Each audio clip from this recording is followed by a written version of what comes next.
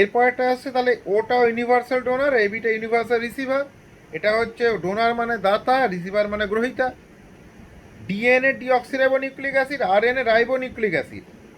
তাহলে এর যে বেসগুলো থাকে, সেই চারটে বেস হচ্ছে সাইটোসিন, থিয়ামিন, অ্যাডেনিন, গুয়ানিন।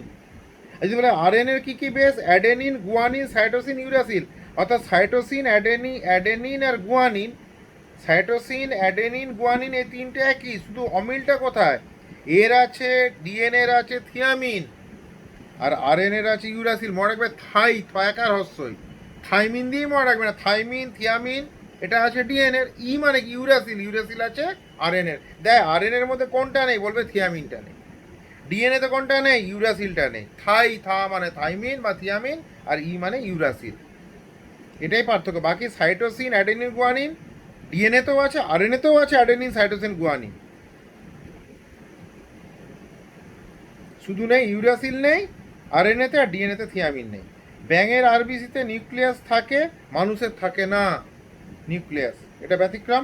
কেঁচোর প্লাজমাতে হিমোগ্লোবিন থাকে বলে রক্তের রং লাগে। দেখো আমাদের যে লোহিত রক্তকণিকা, শ্বেত রক্তকণিকা, অনুচক্রিকা, আরবিসির মধ্যে হিমোগ্লোবিন থাকে। হিমোগ্লোবিনের মধ্যে হিমটা লোহা থাকার জন্যই রক্তের রংটা এরকম লালচে হয়, কারণ লোহা পোড়ালে লাল হয়। দেখবে তুবড়ির মধ্যে লোহা টুকরো দেবে, লাল লাল স্ফুলিঙ্গ হয়, স্পার্কল হয়। কিন্তু আমাদের কণিকাটাই লাল, ওই জন্য রক্ত। কিন্তু ওদের হচ্ছে রক্তরস, আমাদের রক্তরসটা জন্য রক্তের রং লাল নয়, আমাদের হিমোগ্লোবিনের জন্য রক্ত রং লাল। ওদের কিন্তু প্লাজমার মধ্যে হিমোগ্লোবিন থাকে, ওই জন্য ওদের রক্ত রং লাল। রক্তরসের মধ্যে তো হিমোগ্লোবিন থাকে। আমাদের শরীরে ডাব্লিউবিসি এর পরিমাণ বেড়ে গেলে লিউকোমিয়া হয়। আমি বলেছি যে আমাদের হচ্ছে রেঞ্জটা হচ্ছে 8 থেকে 10 হাজার, বাচ্চাদের 12-13 হাজারও হয়। জ্বর হয়ে গেলে একটু বেড়ে যায়, তার মানে খুব ভালো, লড়াইটা হচ্ছে। কিন্তু যদি কারো 40-50 হাজার হয়ে যায়, তখন বুঝতে হবে, রিপোর্ট দেখো 45,000, তাহলে বুঝতে হবে এর কিন্তু হচ্ছে ব্লাড ক্যান্সার হয়তো হয়ে গেছে। আবার তাকে রিপিট হচ্ছে টেস্ট করতে হবে কনফার্ম হওয়ার জন্য। রক্তকণিকার সংখ্যা নির্ধারণ করা হয় হিমাসাইটোমিটার একটা যন্ত্রের সাহায্যে। রক্তকণিকার সংখ্যা নির্ধারণ করা হয়।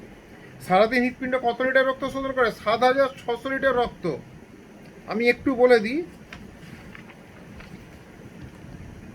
আমি এইভাবে তুলে দেখাচ্ছি, তাহলে ক্লিয়ার হবে ছবিটা।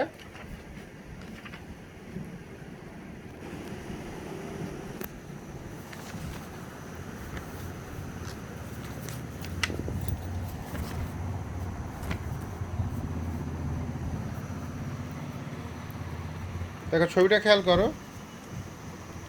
ছবিটা হচ্ছে এই যে হচ্ছে একটা লোক, এটা একটা লোক, এই যে লোক, লোকটার মুখটা ধরো আমি এখানে আঁকছি। লোকটার মুখটা যদি আঁকি, লোকটা যেদিকে দাঁড়িয়ে আছে তার বাঁ দিক চেপে, লোকটা যদি তোমার দিকে যদি তাকিয়ে থাকে, দেখো আমি ক্লিয়ার করে দিচ্ছি।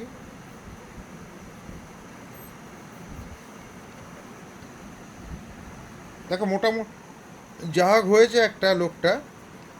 হ্যাঁ, ছবি নিয়ে কিছু হাসার কিছু নেই। এই যে লোকটার মুখটা, এর হাড় হচ্ছে এইটা, এটা হচ্ছে হাড়। কিন্তু লোকটার মুখটা এই ছোটো, হাড়টা এত বড় না।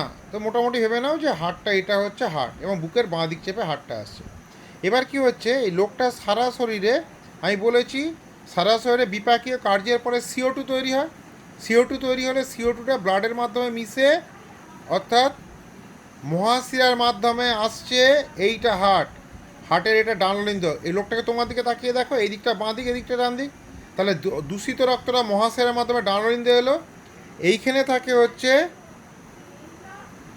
তিনটে হচ্ছে ভাল্ব থাকে, একেবারে ট্রাইকাস্পিড ভাল্ব। ডান দিকে বেশি কাজ করি, ওইভাবে মনে রাখবে। ডান হাতে বেশি কাজ করি বলে ট্রাইকাস্পিড ভাল্ব। তা ট্রাইকাস্পিড ভাল্ব দিয়ে ব্লাডটা নিচে এলো, ডানলিন নীলয় এলো। আবার এখানেও ভাল্ব থাকে, অর্ধচন্দ্রাকার ভাল্ব থাকে, সেমিলিউনার ভাল্ব থাকে, পরে বলবো। এই ভাল্বের মাধ্যমে রক্তটা, এটাকে বলে ফুসফুসীয় ধমনী। ধমনী তো শুদ্ধ রক্ত বহন করে, কিন্তু এটা দূষিত রক্ত বহন করে, এটা এক্সেপশন, CO2 যুক্ত রক্ত বহন করে, দিয়ে ফুসফুসে যায়। অ্যাকচুয়ালি এটা এইদিকে হবে, মোশনটা এদিকে ফুসফুসে যায়, ফুসফুস দিয়ে নাক মুখ দিয়ে বেরিয়ে যায়, শুধু নাক দিয়ে মুখ দিয়ে বেরিয়ে গেল। ব্যাপন পক্ষে এটা ফুসফুস, ফুসফুসের গায়ে ওদের রক্তজালক আছে, রক্তজালকের মাধ্যমে CO2টা এলো, ফুসফুসের মধ্যে বেরিয়ে গিয়ে মুখ দিয়ে বেরিয়ে গেল CO2টা। আবার ঢুকছে কি? ঢুকছে O2, আর বেরিয়ে যাচ্ছে কি? বেরিয়ে যাচ্ছে CO2। CO2 প্লাস হচ্ছে জলীয় বাষ্প সব বেরিয়ে যাচ্ছে, প্লাস নাইট্রোজেনের হচ্ছে বাষ্প বেরিয়ে যাচ্ছে। আর ঢুকছে বাতাসের মধ্যে অক্সিজেন আছে, ঢুকলো নাক দিয়ে ফুসফুসে ঢুকলো, ফুসফুসে আবার ব্যাপন পক্ষে ওই রক্তজলক নিয়ে নিল অক্সিজেনটা, অক্সিজেনটা নিয়ে কার মাধ্যমে, এটা ফুসফুসীয় শিরার মাধ্যমে। তাহলে শিরা তো দূষিত রক্ত বহন করে, কিন্তু এটা এক্সেপশন শুদ্ধ রক্ত বহন করে। ধমনী তো শুদ্ধ রক্ত বহন করে, কিন্তু এর এক্সেপশন এটা দূষিত রক্ত বহন করে। তাহলে ফ্রেশ ব্লাডটা, পিউরিফাইড যে ব্লাডটা হলো, সেটা ফুসফুসের শিরার মাধ্যমে এলো বাম অলিন্দ। এখানে কটা ভাল্ব আছে? এখানে দুটো ভাল্ব আছে, বাইকাসপিড ভাল্ব, বড় হয়ে গেল যাই হোক। বাইকাসপিড ভাল্ব দিয়ে এখানে এলো, এখানেও হচ্ছে অর্ধচন্দ্রাকার ভাল্ব আছে, সেমুলিনার ভাল্ব আছে। এই ভাল্ব দিয়ে কি হলো, মহাধমনির মাধ্যমে সারা শরীরে ছড়িয়ে গেল অক্সিজেনযুক্ত রক্তটা। রক্তটা প্রতিটা পায়ের নখ থেকে মাথার চুলে চলে গেল সেলের ভেতরে, মাইটোকন্ড্রিয়াতে পুড়লো, এনার্জি তৈরি করলো, বা যে যার বিপাকীয় কার্যের পরে পুষ্টি পেল। যে CO2টা তৈরি হচ্ছে সেটা আবার মহাশিরার মাধ্যমে আবার এলো ডালনরিন্দ, ট্রাইকাসপিড ভাব, তিপত্ত কপাটিকা একদিকেই খুলে পট করে আবার আটকে যায়। এটা যদি ডিস্টার্ব হয়ে যায় তখন কি এই রক্তটা, যেটা দূষিত রক্তটা ঢুকলো, আবার যদি কিছুটা বাইরে বেরিয়ে চলে যায় তখন হার্টের প্রবলেম হয়, তখন এই ভাল্ব মেরামত করতে হয়। যেমন সাইকেলে পাম্প দেয়, ভলপিনের মধ্যে বাতাসটাকে ভলপিনে টাক করে এটে গেল, এটাও নেমে টাক করে আটে যায়, এটে গেল, দিয়ে পুরো ব্লাডটা চলে এলো ফুসফুসীয় ধমনির মাধ্যমে। ধমনি হলো এটা শুদ্ধ অশুদ্ধ রক্ত সরবরাহ করে, CO2যুক্ত রক্ত। এটা এইদিকে হবে না, এটা ভুল আছে, এটা এইদিকে হবে। ফুসফুসে চলে গেল, ফুসফুস দিয়ে নাক মুখ দিয়ে বেরিয়ে গেল। যখন বেরোয় তখন CO2 জলীয় বাষ্প প্লাস নাইট্রোজেনের বাষ্প বেরিয়ে গেল। যেই বেরিয়ে গেল, ব্লাড শিরার মানে ফুসফুসের গায়ে তো রক্তজলক আছে, ব্লাড ক্যাপিলারি আছে, ক্যাপিলারি দিয়ে বেরিয়ে গেলে ব্যাপন প্রক্রিয়া। আবার যে বাতাসটা আমরা টানলাম, এমন টানলাম, টানার পর আবার ওই ব্যাপন প্রক্রিয়াতে আবার রক্তজলকের মধ্যে মিশে গেল, দিয়ে রক্তের মাধ্যমে চলে এলো ফুসফুসীয় শিরা শুদ্ধ অশুদ্ধ হলো, এ শুদ্ধ রক্ত বহন করে, যে শুদ্ধ রক্তের মাধ্যমে শুদ্ধ রক্ত বহন করে।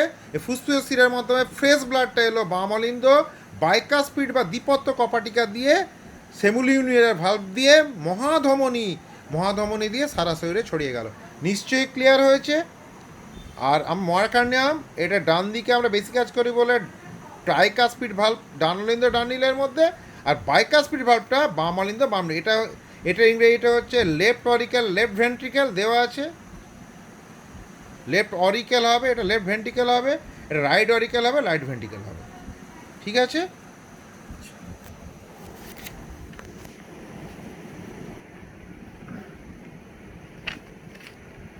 এবার বলছি, এটা বলে দিলাম, এবার বলছি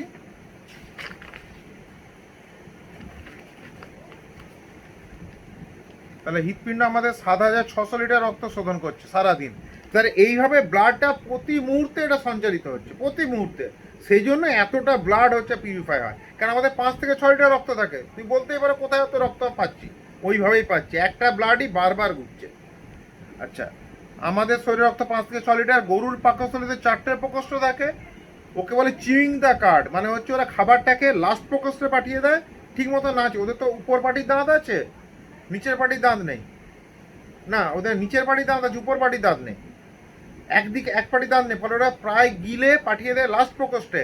আবার উগরে নেয়, উগরে আবার ভালো করে চিবিয়ে ওই মানে যে এ করে, চিবাতে তো পারে না, দাঁত নেই, এক পাটি, নিচেরটা আছে উপরেরটা নেই, দিয়ে আবার ওটাকে তখন আবার ফার্স্ট প্রকোষ্ঠে যায়। মানে 4টে প্রকোষ্ঠ আছে। বৃক্কের গঠনগত কার্যগত একক হচ্ছে নেফ্রন। বৃক্ক মানে দুটো সিম বীজের মতন, পরের দিন ছবি এঁকে দেখাবো, দুটো সিম বীজের আমাদের পিঠের দুদিকে থাকে।